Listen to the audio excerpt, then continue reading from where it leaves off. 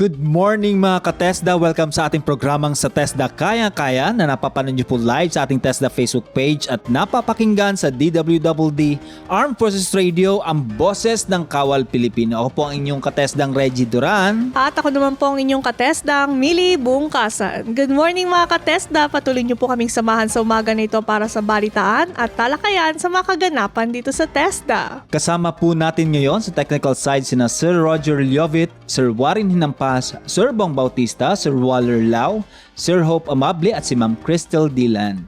Nakantabay naman ang ating mga social media officers para sa inyong mga inquiries sa ating live stream dito po sa TESDA Facebook page. Sa ikalawang bahagi ng ating programa ay ang ating naging interview kay TESDA Deputy Director General Rosana Ordaneta para pag-usapan ang mga kaganapan po dito sa TESDA ngayong National Women's Month. And of course, pagbati ng Happy Women's Month sa buong katesdahan sa ating mga women leaders, kay DDG Rose, DDG Nelly at sa ating mga executive directors at sa ating mga provincial and regional directors. Maalab na pagbati po sa inyo ng Buwan ng Kababaihan. At narito naman po ang ating katanungan mula sa ating tagapakinig. Sa TESDA, Kayang-Kaya! Mula po kay Sonny Morandarte Jr., paano po yung mga hindi makalogin sa Skills Passport app?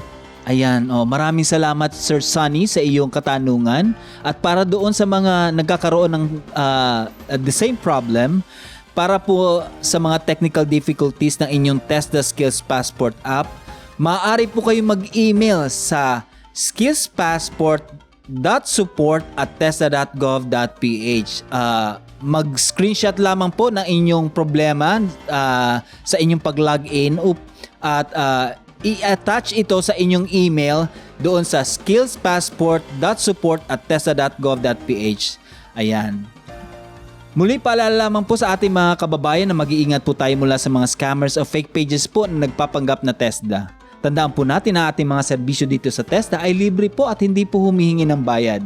Kapag humingi po ng bayad, nako, siguradong scam po yan, kaya dobleng pag-ingat po mga kababayan. Samantala, atin po munang silipin ang mga pangunahing TESDA updates mula sa ating mga TESDA Information Officers. Mga maiinit na balita at kaganapan ihahati ng TESDA Information Officers mula sa iba't ibang panig ng bansa. Ito ang TESDA Update. TESDA Leyte at Land Bank lumagda sa partnership commitment. TESDA update mula kay Alexandra Jean Valeriano ng TESDA Leyte. TESDA Update. Tagumpay na naisagawa ang makasaysayang partnership commitment signing sa pagitan ng TESDA Leyte at Land Bank of the Philippines ngayong Pebrero 9 ng 2026 sa Kapitan Tiago, lungsod ng Tacloban. Dahil dito, formal nang naging kauna-unahang lalawigan sa buong Eastern Visayas ang Leyte na nag-digitize ng payout para sa mga UWACT scholars. Sa ilalim ng PTSDC Board Resolution No. 1 Series of 2026, tuluyan ng papalitan ang lumang sistema ng manual na cheque. Sa naging kaganapan, ipinakita ang mabilis na proseso ng straight-through account opening gamit ang Land Bank mobile app. Ayon sa pamunuan ng TESDA Leyte, ang pagtalima sa TESDA Circular No. 14 Series of 2025 o ang Omnibus Guidelines for the Implementation of TESDA Scholarship Programs ay magbibigay ng mas mataas na antas ng seguridad at integridad sa pagmamahagi ng Training Support Fund or TSF. Ngayong tapos na ang lagdaan, inaasaang higit na bibilis ang pagdating ng tulong pinansyal sa mga scholar na hindi na kailangan pang pumila ng matagal. Mismong sa kanilang mga smartphones or ATM cards na diretso ang pondo na magagamit sa anumang Land Bank o 7-Eleven ATM sa buong bansa. Nagpaalala naman ang mga opisyal ng mga benepisyaryo na panatilihing hindi hihigit sa 50,000 piso ang balanse ng kanilang Piso Plus accounts upang manatili itong walang maintaining balance. Ang tagumpay na ito ng Leyte ay magsisilbing ehemplo at blueprint para sa iba pang mga probinsya sa bansa tungo sa isang mas modernong serbisyo publiko. Mula sa TESDA Leyte, ako po si Alexandra Jean Valeriano para sa TESDA Kayang-Kaya. TESDA Update. Maraming salamat Alexandra ng TESDA Leyte. Samantala, Pilipinas ipinakita ang future-ready skill system sa ASEAN partners. TESDA update mula kay Mary Ann Davales Mogol ng TESDA Central. TESDA Update. TESDA Update. Ipinakita ng Pilipinas ang kahandaan nito sa makabagong mundo ng trabaho matapos pangunahan ng TESDA ang pagbisita ng mga delegado ng ASEAN Qualifications Reference Framework Committee sa TESDA Complex sa Taguig City. Bahagi ito ng ika-16 na pulong ng AQRF na may temang Navigating Our Future Together. Kaugnay ng pagiging ASEAN Chair ng Pilipinas ngayong 2026.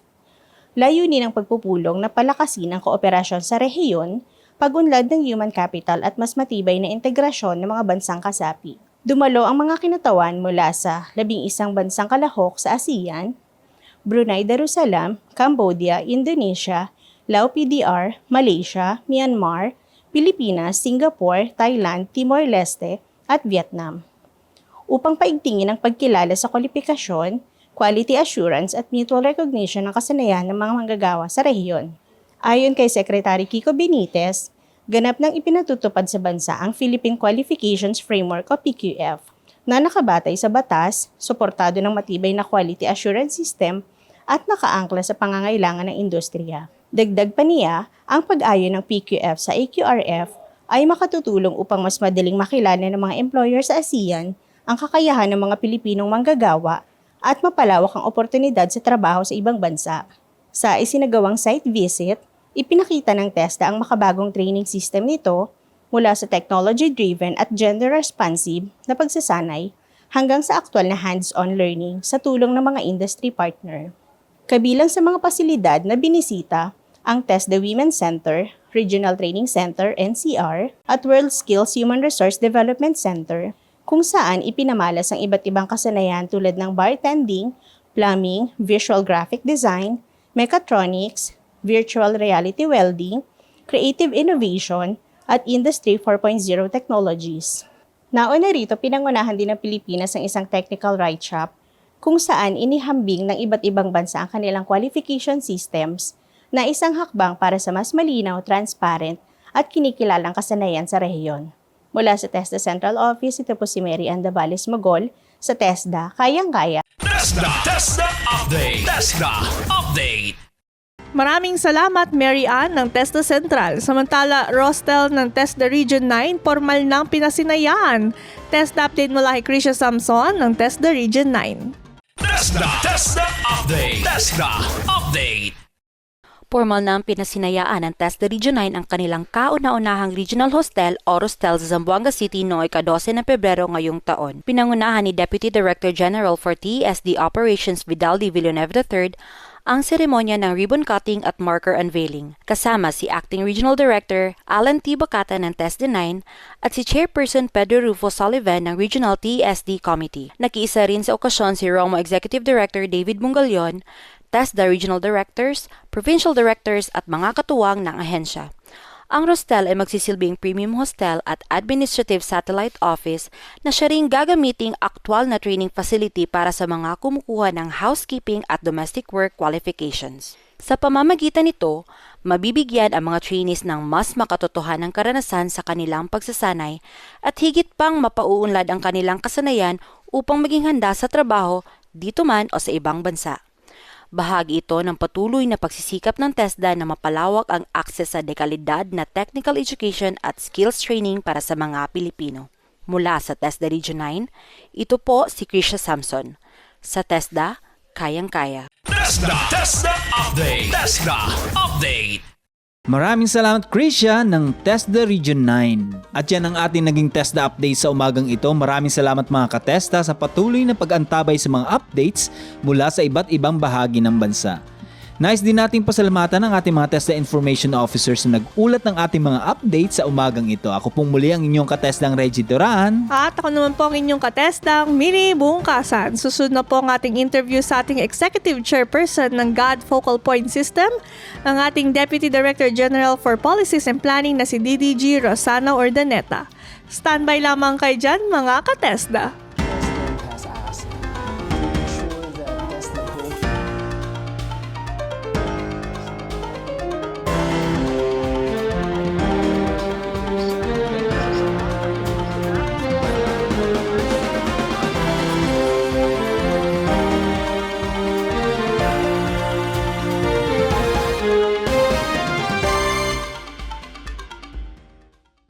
Kayo pa rin ay nakikinig sa ating programang sa TESDA Kayang-Kaya live sa DWDD Armed Forces Radio, ang boses ng Kawal Pilipino, at syempre napapanood sa ating TESDA Facebook page.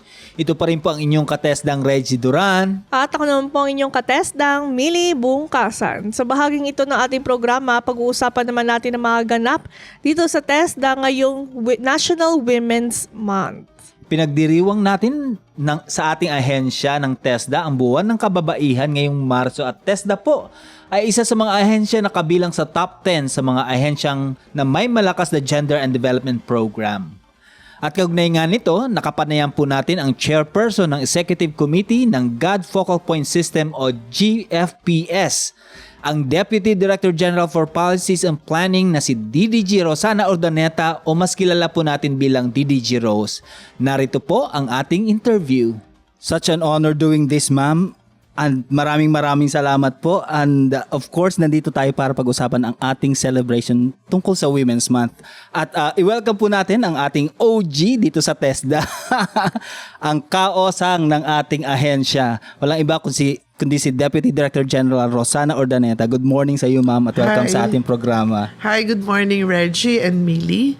Thank you for this opportunity para mabati ko ang lahat ng kababaihan ngayong buwan ng Marso, because you all know that this is the Women's Month. So, to all women in both the government and private sector, as well as those sa TVET sector po, yung mga women leaders natin sa TESDA, both at the central and regional, and also pala the provincial.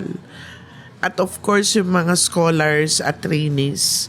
Gayon din ang marami mga nagsipagtapos sa TESDA na nasa iba't ibang panig na ng bansa. Yes, oo. At overseas. So, yun, Reggie and Millie, nauna na ako sa script. Ayun. Good morning, ma'am. DDG Rose, in the context of Women's Month po, no, paano po natin napapakita ang role ng TVET sa pagsusulong po ng gender equality dito po sa ating bansa? Siguro masasagot ko yan dun sa aspeto din ng lifelong learning na tayo sa TVET, yung pinaka-importante na ingredient sa lifelong learning. So, in the of lifelong learning, kasama na dyan ang mga kalalakihan at kababaihan. Yes. So, if you talk about gender equality, madaming beses na nasabihan ang TESDA o na naparangalan ang TESDA sa pagiging sensitive natin sa gender equality. In fact, kahit ngayon TESDA Women's Center natin, even if it's dedicated for women, meron pa rin tayong mga kalalakihan na ina-accept doon sa ating mga training centers at sa TESDA Women's Center.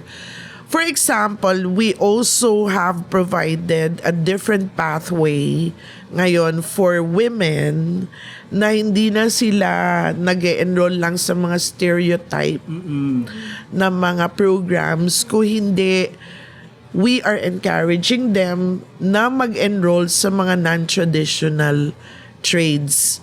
So, binabago na natin ngayon din yung kaisipan ng maraming tao na lahat lang ng women is dapat cookery, or sa dressmaking, or sa caregiving. But we are now trying to tell them that ang mga babae magaling din sa automotive technology, sa electrical and electronics, and sa engineering at large, di ba? Marami din tayo sa ICT. If you get to see the ICT landscape, ang dami ng babae ngayon. Hindi katulad nun na when you talk about ICT, you talk only about mga engineers, mga ganon. Guilty ako dyan, ma'am. Guilty ako. Even sa construction, nagugulat ka minsan yung mga heavy equipment operators, babae, di ba? So, wala na ngayon na parang stereotyping the women or mga girls for that matter na ito lang ang dapat na kurso na kunin nyo.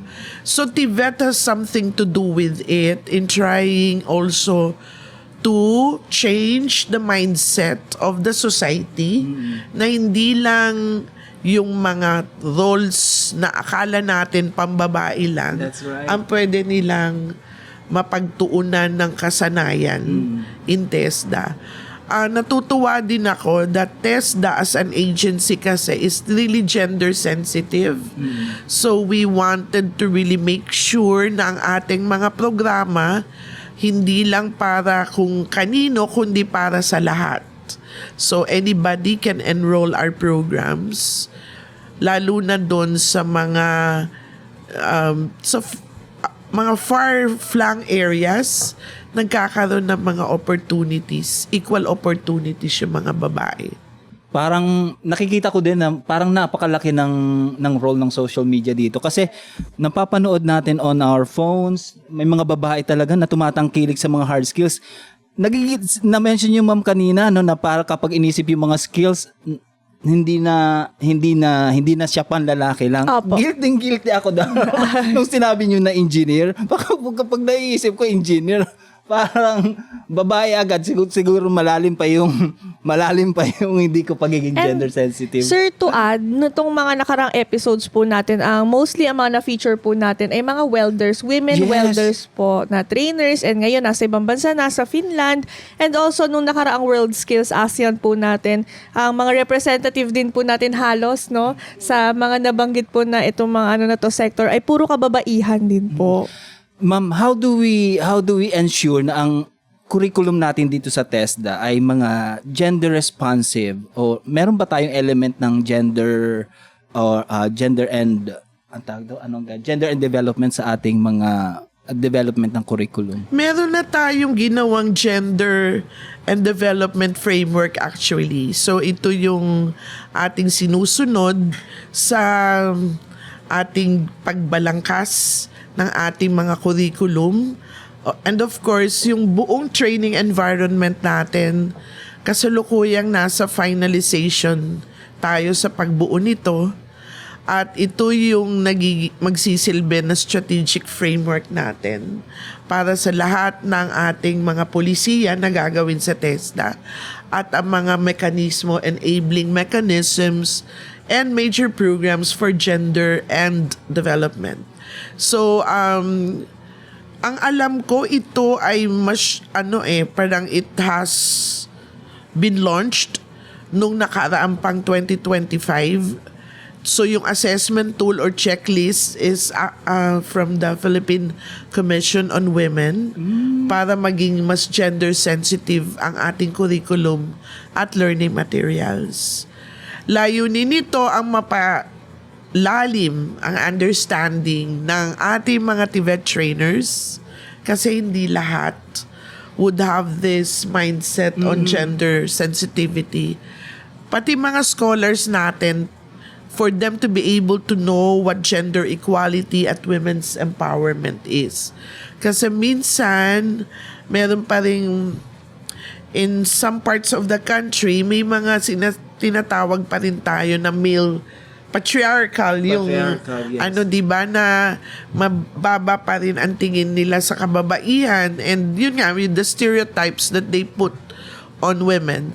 So inintegrate din namin doon sa sa framework na yon, yung 21st century skills na ating mga learners, kasi bahagi ng basic competencies sa NC1 at hanggang sa hanggang level 5, which is our diploma programs. Yung gender equality, it is integrated in the 21st century skills as basic competencies. Ma'am, meron na po ba tayong noticeable shift sa in regards po sa participation rate ng kababaihan sa non-traditional skill areas, and ano po yung mga trends na nakikita po natin? When we get to see the disaggregated data, kasi from the planning office nakikita namin yan, from 2022 to 2024, talagang outnumbered yung male sa enrolled and graduate. So mas madaming kababaihan na ngayon ang pupunta o nag-aaral sa ating mga skills training.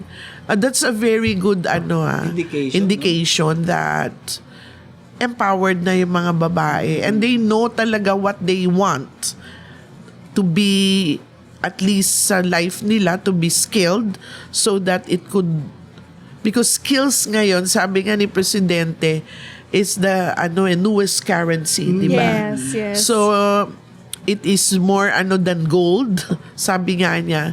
So yun yung tingin namin na mas informed na ngayon yung ating mga kababaihan. Pagdating naman sa assessment and certification, although male numbers slightly exceed female numbers, pero positibo pa rin yung trend. Ibig sabihin, marami pa rin nagpapa-certify at nagpapa-assess na kababaihan in the last 3 years. In terms of increasing din yung enrollment ng mga kababaihan sa non-traditional trades. So, yun yung magandang indication sa atin Magmula nung 2024 hanggang sa 2023 na data hanggang nung 2024, talagang nag-i-increase yung ating enrollment dun sa mga non-traditional trades. So, ganun din yung enrollment natin at graduation trends. Yung total enrollment natin had a 3% growth, which means that from 100,000 to 711,000. At ang graduation rates natin, ganun din ang nagmi-mirror din ng enrollment patterns na mas maraming kababaihan ang nagpa-participate. Lalo na sa agriculture, forestry, at saka fishery, 55% na mas madaming babae. So sa ICT also is comparatively now more gender balanced sector. So doon ako natutuwa kasi nga a country like us, like the Philippines, talaga meron ng empowered women sector. So they get to participate in undertakings that would really enrich them and enskill them, for them to be able to use this later to find jobs, to establish enterprises, and even to help dun mismo sa livelihood ng kanilang mga asawa. So, very promising for an economic, where we're trying to really be a country which would want economic growth and women has a high participation rate. Kumbaga yung parang key indicator natin that we are balancing the gender gap is the almost the same equal participation of both genders, and at the same time of course dahil this is skills going to trabaho, somehow it adds to the economic empowerment ng ating the families that we have. So this might be a cliche, ma'am, pero what is the view of TESDA that women empowerment, that TVET can reach, can help, or kumbaga can aid the economic empowerment of women, especially those doon sa mga marginalized communities natin? Okay, let me put it this way. Kasi ngayon, when you get to compare yung, for example, in a household, di ba mas maganda kung nagtatrabaho yung both yes, babae at lalaki, kasi mas nakakakain na mabuti yung family mo, mas maganda yung napupuntahan nilang eskwelahan, okay, rather than yung lalaki lang ang nagtatrabaho. And then they are able to have this because of yung accessibility nila to TVET courses. I think yun yung natin edge natin, kaya tayo parating number 1 sa publikos in terms of trust, di ba? It's basically because they can access. Madali silang maka-access, madali silang pumunta sa training centers. We have the online programs, di ba? Tapos, dinisenyo talaga natin itong programs na to para makatulong talaga, kaya short duration. So that eventually, if they are already skilled, after 6 months or 3 months, meron na silang pwedeng gamitin na skill for their livelihood at nakakatulong na sila doon sa mga asawa nila. And then we have also come up with different flexible learning system or mechanism like yung TOP natin, yung mobile training laboratories. We are also now strengthening yung recognition of prior learning.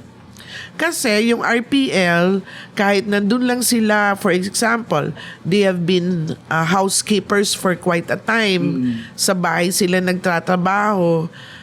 We can already recognize yung mga skills na nagawa nila from the informal to formal recognition.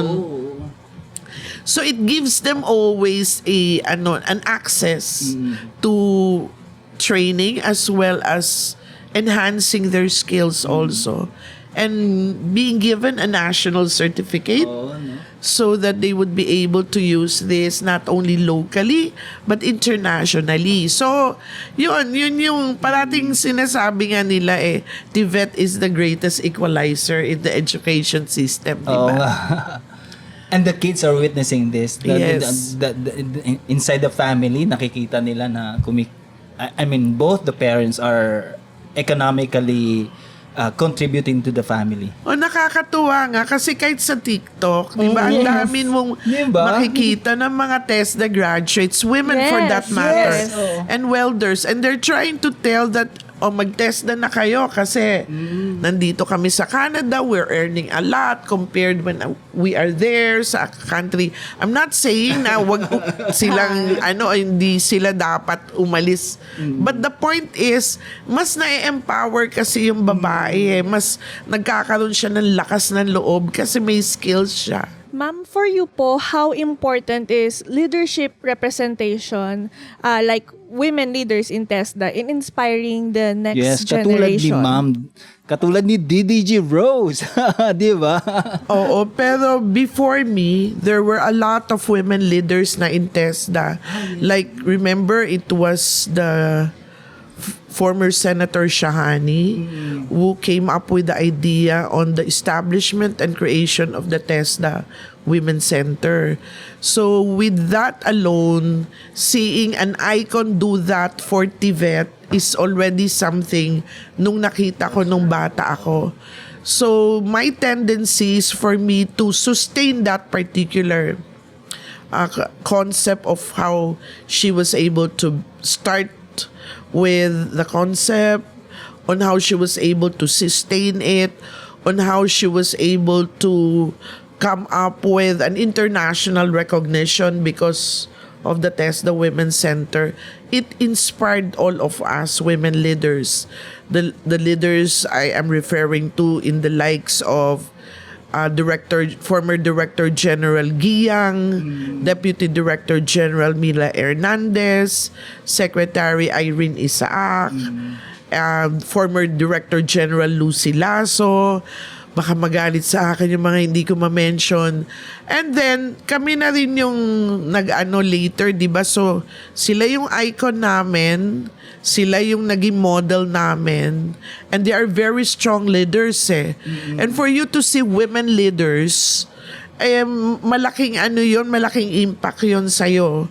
For you to be able to do it also when your time comes and you are able to have the opportunity to manage a cluster like this, the policies and planning. So, yun, ganun yung storya na sana kami naman ngayon, like yung mga naging Deputy Director Generals na magre-retire kami later, tapos may mga susunod, would also be able to sustain kung ano yung mga ginawa ng mga dati nating So now that TWC is under a Deputy Director General na babae, si DDG Nelly Diliera, munti ko na makalimutan, senior moments. And then ako sa Policies and Planning Cluster, malaking bentahe na makita mo na ganun. Sana kayong mga kabataan would also try to see what we have done, so mapatuloy nyo yung mga inimagine namin ngayon and pursue it later sa career nyo o profession nyo para lalong maging makabuluhan ang TVET for that matter. And ma'am, no, matagal-tagal na rin pong nag-exist ang ating Test the Women Center. So I believe it was very well sustained po. Yes. Talagang makikita mo even the advisory council are all women and they come from different yung mga sectors ng kababaihan and they are well known, katulad ng Chitwan, Butch Garcia. Yes. Ang dami magagaling na luminaries na talagang willing to do their share in women empowerment and to run and govern the TESDA Women's Center. So yun lang, napakalaking, every time that we talk about the TESDA Women's Center, when we are with, di ba, we're in the policies and planning cluster, we are managing the international cooperation division. So when we have visitors from different regions, when I say regions, yung ASEAN, European, when you get to present to them the TESDA Women's Center and they were able to see, talaga naiinggit sila on how we were able to sustain for many years. For me, this is the only TESDA Women's Center in the whole of ASEAN that we were able to sustain. We were able to make it already offer qualifications na hindi noon na-offer. And then, yun nga, nagkaroon na APAC. Yes, Di ba? The platinum. highest the award of APAC. Which makes me proud as a Filipino and as a leader in TVET. Kasi doon ko nakita kung gaano ka-visionary yung mga women leaders natin noon to be able to set this thing up and to be able to sustain it. And speaking of vision, ma'am, looking forward, paano nyo nakikita yung women in Tibet mga 5 to 10 years from now? Baka magalit ang mga lalaki sa akin.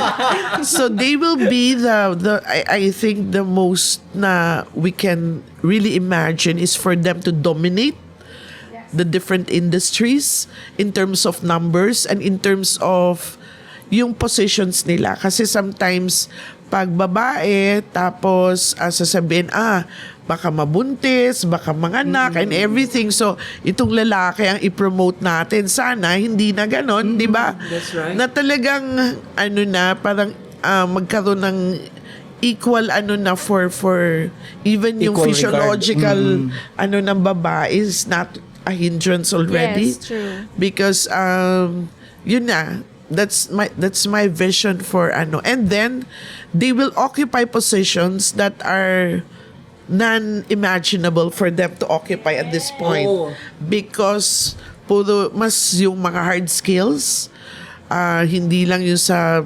stereotype sa babae, but the things that they were not able to do in the past, they would be able to do already in the future. Kasi baka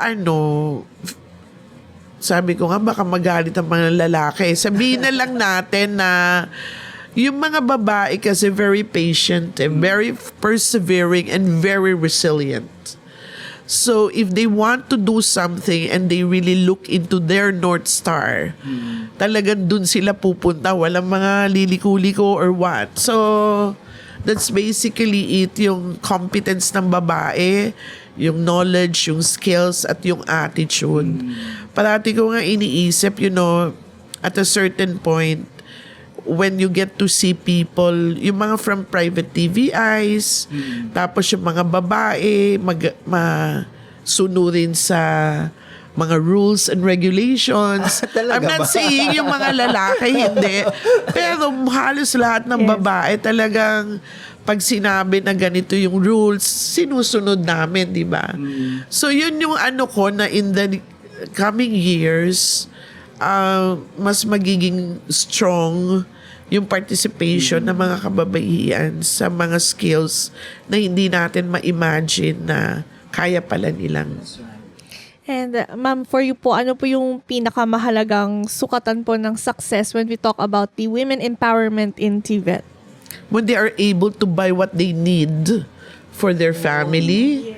So, when they are able to send their children in school, na- Economic independence yes, talaga, no? na hindi gutom, Yes. na napapakain nila yung mga anak nila at hindi bansot yung mga anak nila kasi napapakain nila ng tama. This for me are the parameters for Ang economic ganda naman ng independence. holistic, hindi lang may trabaho, hindi lang May quality. Oo, may quality of So, yung pinakamaganda na is when they are able to travel as a family. Yes. Because, outside of the country because they contribute already to the household income, di ba? Yun yung talagang empowerment. And when they are able to show to the different mga levels ng ating society na kaya din pala nila na mahigitan ang mga kalalakihan in terms of yung ng income, hindi man higitan pero makatulong ng marami sa kalalakihan. ako bilang the only male on this side of it. I will be so honored, no. I mean, given sa mga families and everything, I will be so honored to see empowered women kasi not just being a partner to them, no, but because in general, because of the caring nature of women, it makes the society better. Feeling ko lang ha. Tama ba yun? yung perspective na yan. Okay.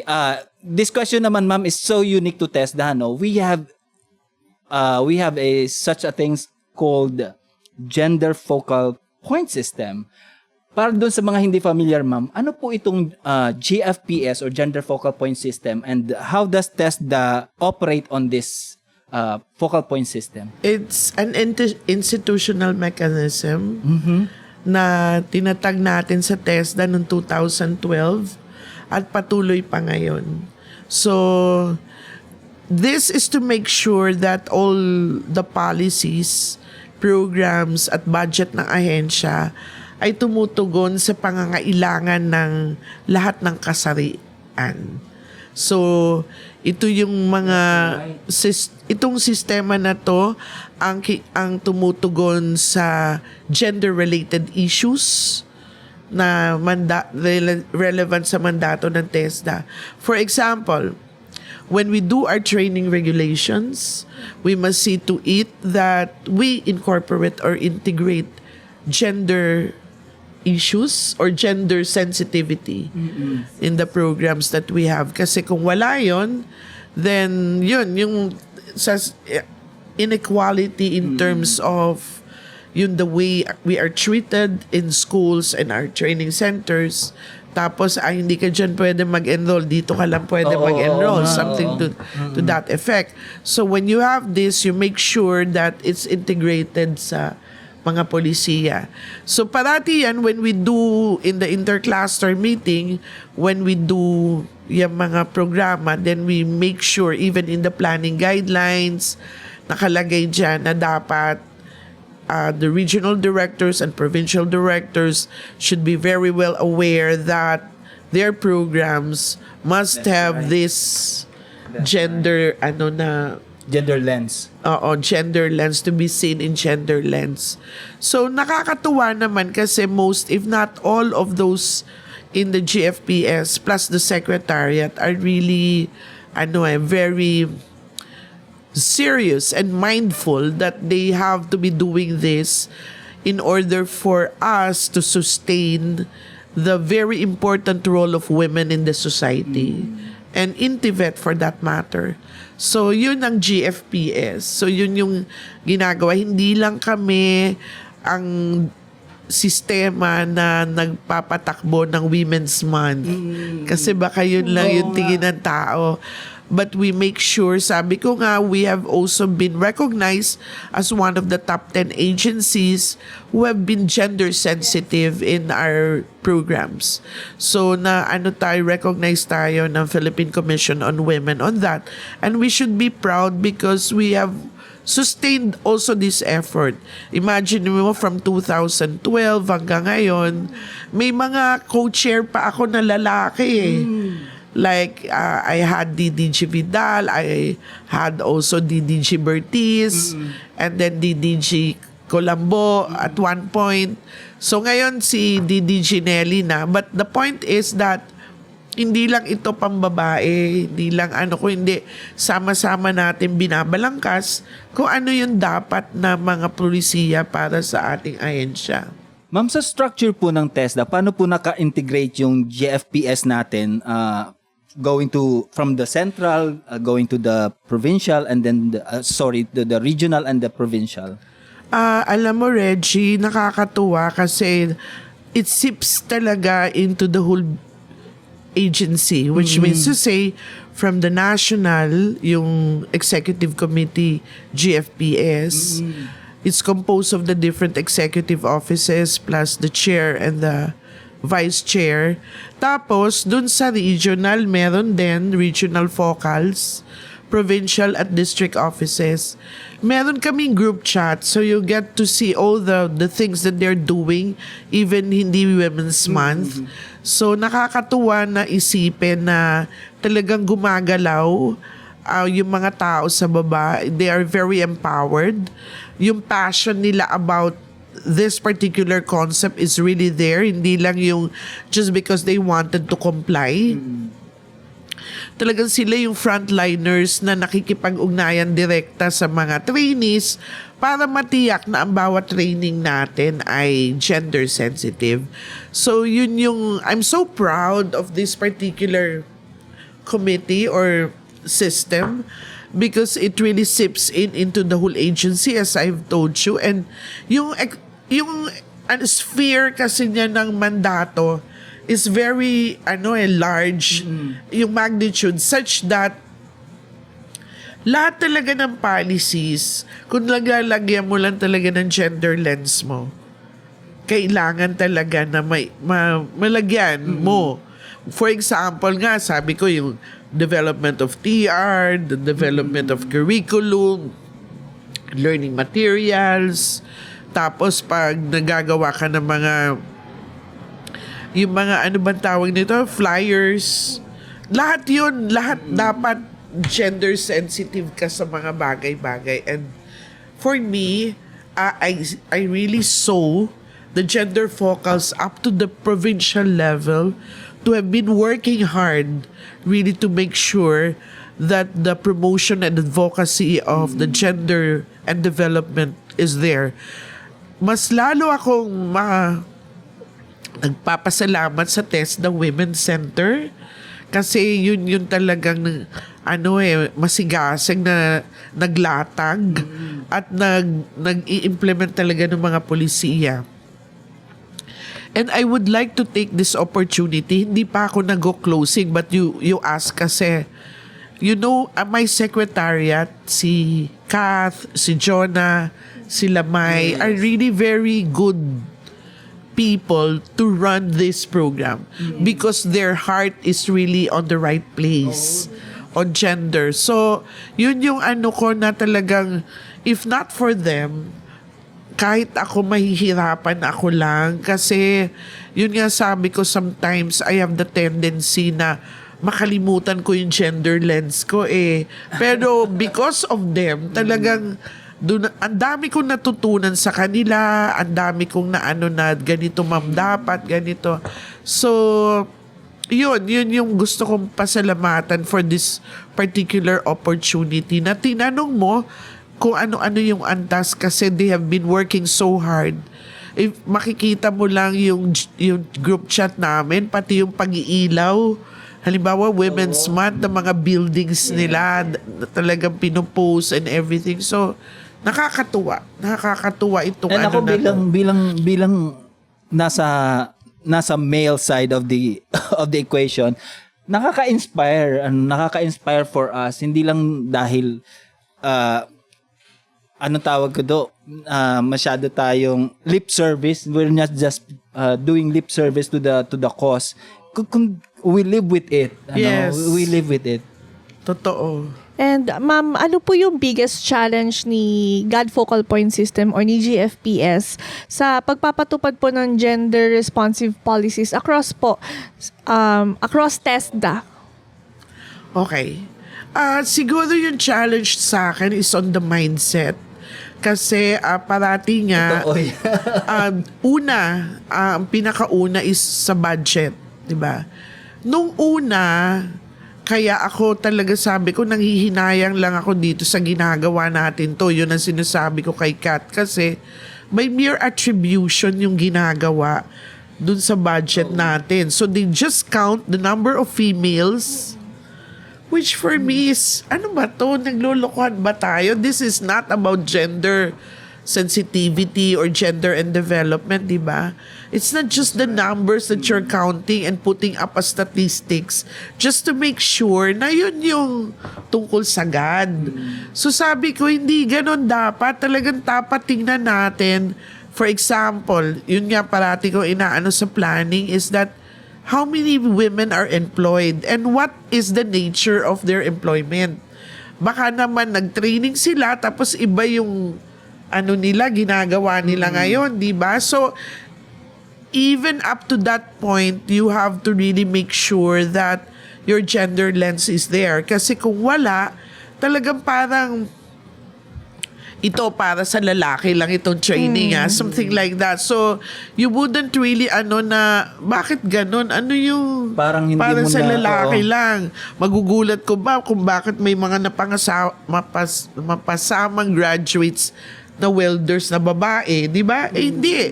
Talagang yun yung essence The mere fact that they are already recognizing na pwede silang gawin yung Oo mga nga, oo nga. sa babae is already something.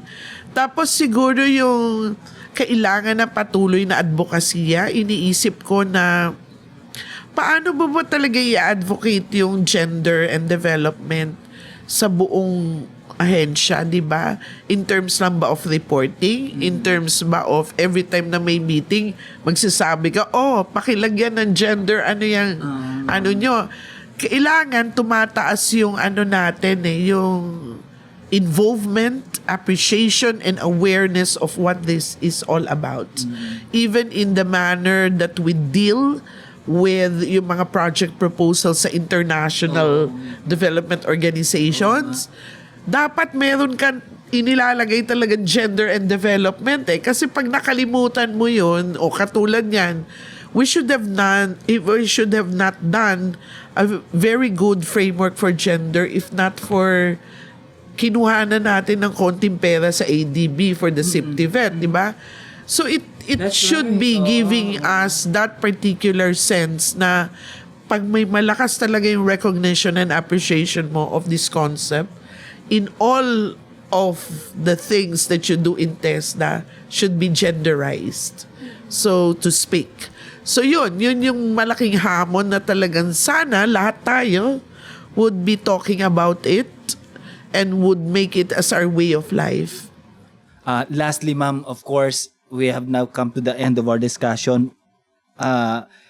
Bilang panghuli, ma'am, what is your message to our listeners, lalo-lalo na sa ating mga kababayan, sa mga institusyon, sa mga partners natin, to support this cause regarding women empowerment? Okay, sabi nga, yung skills daw walang gender. Diba? That's right.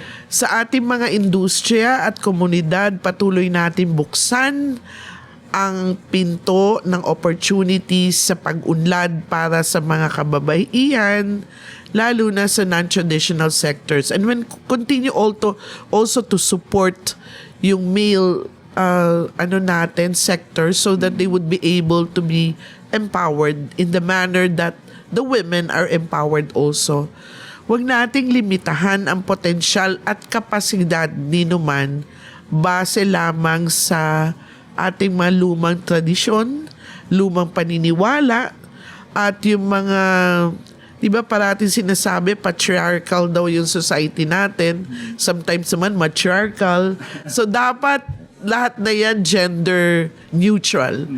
Sa mga kababaihan, napakarami mga opportunities sa TVET at marami po mga WANA ang na-empower. So we would like to encourage them to enroll not only on yung mga scholarship but also on micro-credentials, mga short duration courses for them to be able to be upskilled and reskilled, if for that matter.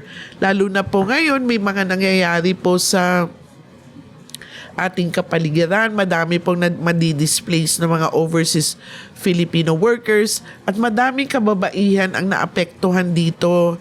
So, kailangan po pagbalik nila dito, we will be able to offer them also yung mga a flicker of hope that they will be able to stand again after this particular happening in their life.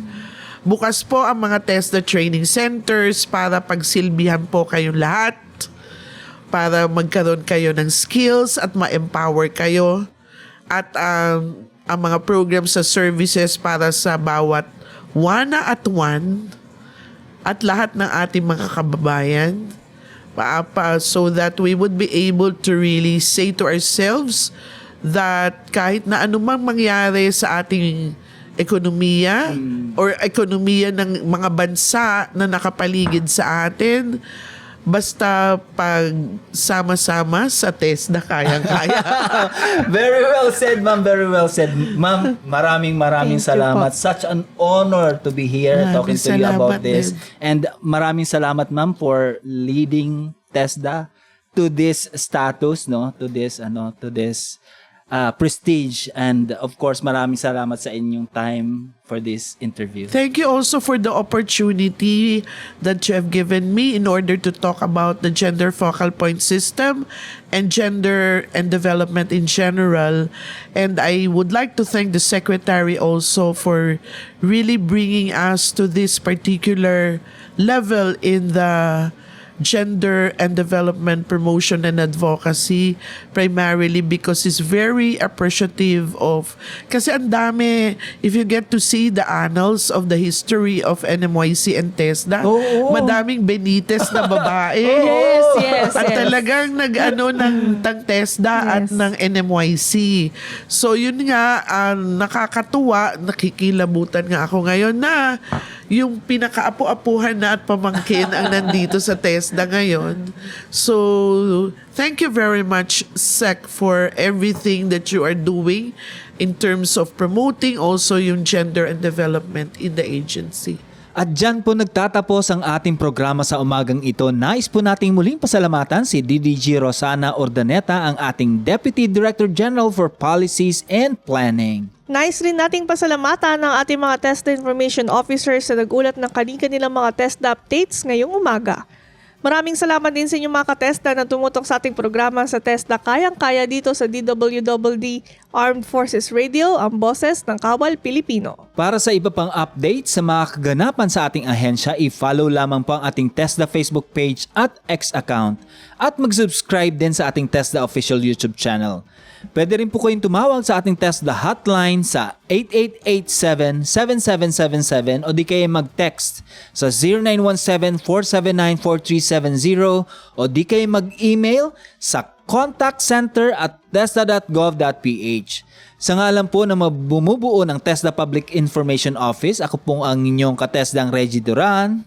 At ako naman po ang inyong ka-TESDAng Mili Bungkasan. Lagi po nating tatandaan basta't sama-sama sa TESDA, kayang-kaya.